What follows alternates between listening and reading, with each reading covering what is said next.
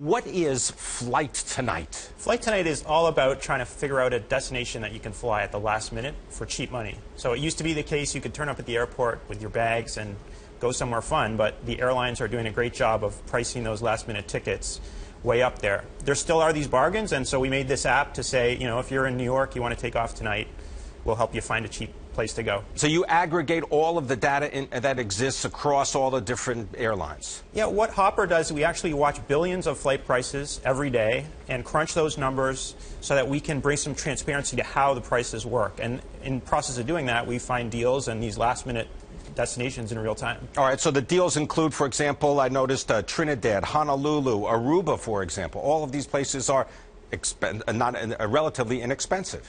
Yeah, exactly. You can get to Hawaii right now last minute for $700. There's some amazing sales if you want to wait a little bit longer. You can get there for $570 right now from New York.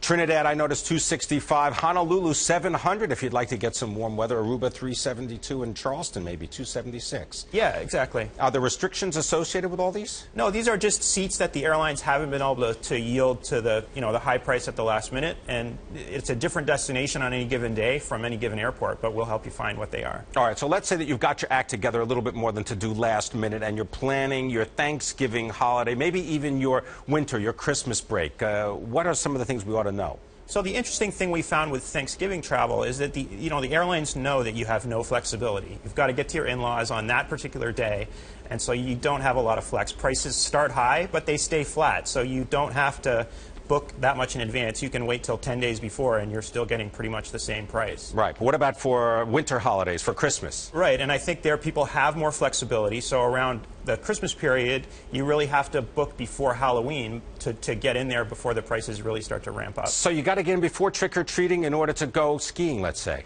Exactly right. Right. And that's what Hopper is really all about, helping you find those bargains. You can shop your particular trip, and we'll tell you how much other people are paying for it.